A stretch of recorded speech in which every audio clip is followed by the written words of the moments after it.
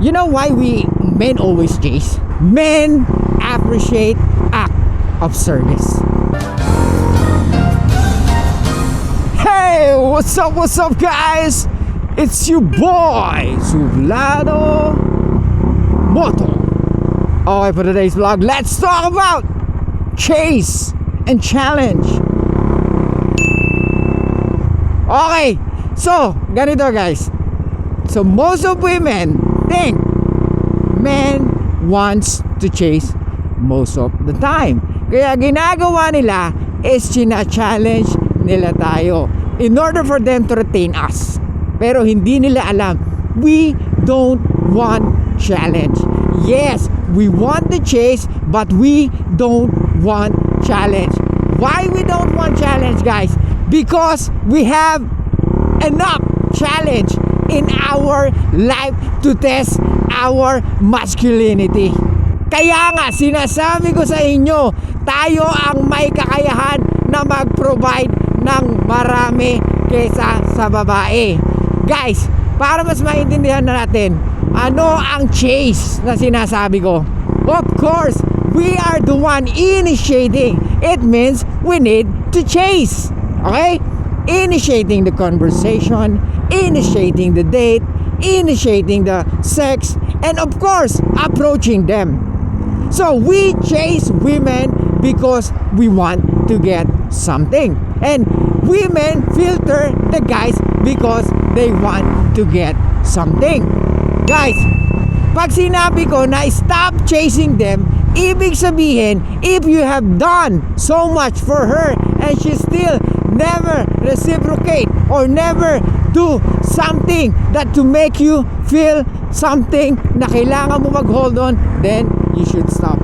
Ulitin ko, kung wala siyang ginawa na paraan para mag-hold on ka sa pag-pursue sa kanya, then you should stop, okay? But at the beginning of building of the relationship is you need to chase. Oh, nagkakaintindihan tayo dyan ha. Ako mamaya sabi mo stop chasing. Ba't sila lalapit sa'yo? Diba? Kasi minakausap ko kahapon, akala niya is totally stop chasing at all. No, it's not.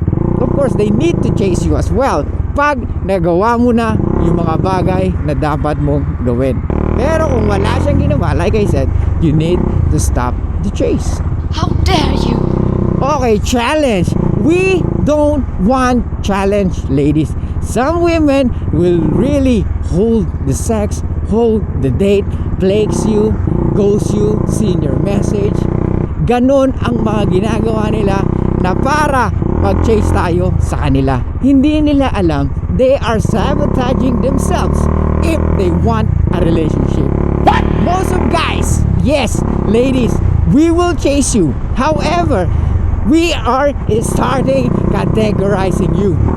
Once na pinahihirapan mo kami, okay lang may challenge, pero hindi sa ganong paraan. Nandiyan yung nakikipag-away ka, gumagawa ka ng away. Nandiyan yung i-treat mo ko ng hot and cold. Nandiyan yung talagang i-ignore mo ko. Di ba? It's fucking mind game.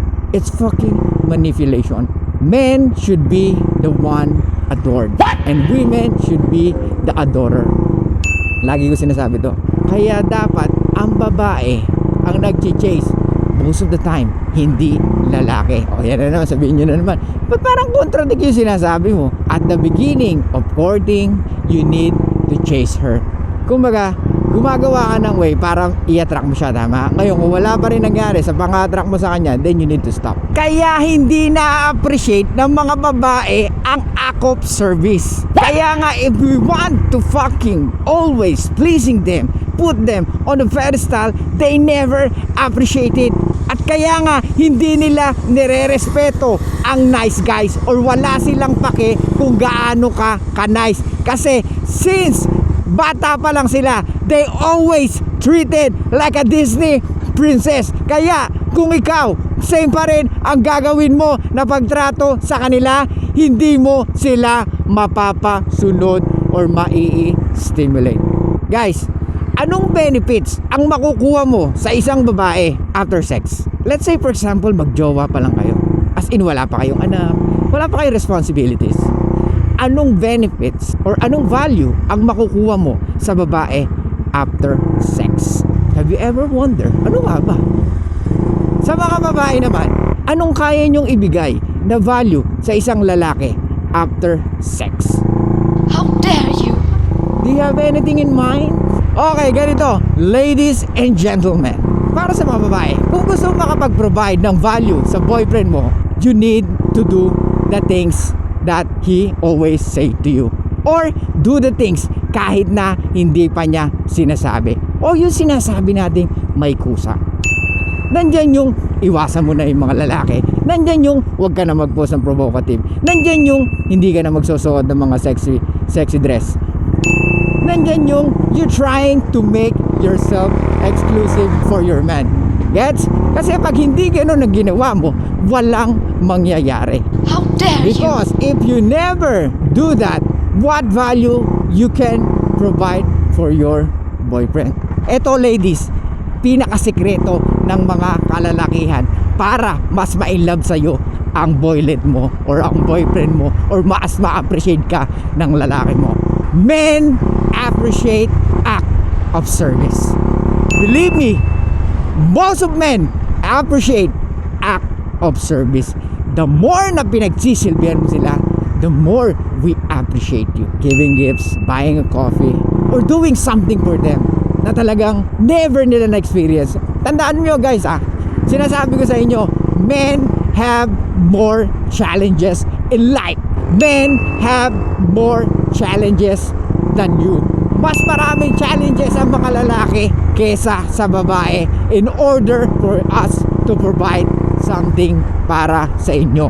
Kaya nga, yung act of service are very appreciative ng mga kalalakihan because bihira mangyari sa amin yung ganun. Dahil karamihan ng babae, either they take us for granted or taking us advantage. How Kaya dare nga, you? kung gagawa ka ng ganun sa isang tao or sa isang lalaki or gagawin mo yung act of service, ma-appreciate ka niya. Giving gifts is very seldom for men to get. Yung pagsilbihan mo siya, yung let's say for example, di pa kayo mag-asawa, yung pagpunta mo sa bahay niya, inaayos mo yung kwarto mo, nililinis mo, something like that. Yung sumusunod ka sa kanya. You know what? Alam mo kung ano na-feel namin? We feel like a fucking king. Kahit na wala pa kami doon sa posisyon na pinapangarap namin. We feel like we are so powerful when you do that to us. Kaya nga, men should be the one to be adored. Compare sa mga babae, mas na-appreciate natin karamihan ng ginagawa nila sa atin. I'm not saying all women don't appreciate yung act of service, but most of women don't appreciate that. Gets mo? Kaya kami tinatawag tayong dark gentleman. Yun ang na-appreciate ng mga kababaihan. Yung kaya kang i-lead, yung kayang sabihin sa'yo kung ano yung mga dapat mong gawin, at kayang sabihin sa'yo na shut up. Yung sasabihin sa'yo na shut up, huwag kang maingay, huwag kang makulit. Ganun ang na-appreciate ng mga kababaihan. Hindi yung ikaw tong nagpi-please para lang hindi siya magalit. Wala yung Brad. Hindi nila na-appreciate yun at never or they will never respect those kind of men. Chase and challenge.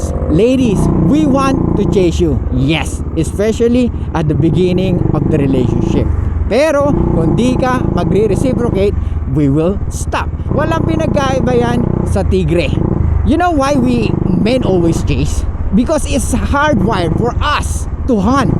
Because we are the hunter. Since the beginning of time, we need to provide something or we need to create something in order for us to give something. Gets mo? So, ang leon, hindi mo siya pwedeng gawing pet. Kasi nga, pag ginawa mo siyang pet, hindi niya madidiscover or madedevelop yung instinct niya to kill the prey or to survive. Gets mo? Kaya ang lalaki doing chasing is because we want to survive, because we want to replicate. So ladies, we want the chase but we don't want the challenge. Okay? Ang gusto namin challenge is to provide something for you, not to test our masculinity. or our leadership, because societies already testing us every day how to be a real man. Guys, chase women, but never ever put them on the pedestal, and stop chasing them if they never provide or providing any value in our life or in your life. Alright? So yun lang guys, thank you so much. I'll see you guys next